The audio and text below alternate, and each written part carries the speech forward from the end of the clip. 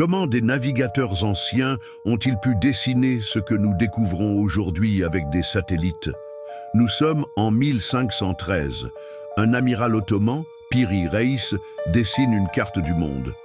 Mais ce qu'il révèle défie les lois de l'histoire. Sur sa carte, on voit l'Afrique, l'Amérique du Sud, mais aussi l'Antarctique, des siècles avant sa redécouverte officielle. Et ce n'est pas tout. L'Antarctique y est représenté sans glace, comme si quelqu'un l'avait vu, des milliers d'années plus tôt, à une époque où elle était encore libre de glace. Mais comment un marin du XVIe siècle aurait-il pu connaître ces contours, invisibles même pour nos satellites jusqu'au XXe siècle?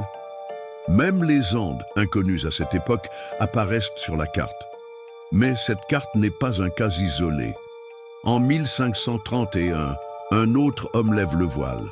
Un Français, Oronce Fine.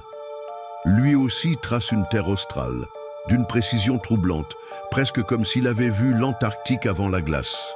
Pourtant, ni Piri Reis ni Oronce Fine n'ont jamais voyagé jusque-là. Ils disent avoir réuni et assemblé des cartes bien plus anciennes, plus de 20 cartes d'époques différentes. Certaines remonteraient à l'époque d'Alexandre le Grand, et même avant. Alors qui étaient ces mystérieux cartographes? Une civilisation oubliée? Des survivants d'un monde englouti ou des visiteurs venus d'ailleurs? La carte de Piri Reis, comme celle d'Oronce Fine, reste un mystère que la science ne peut expliquer.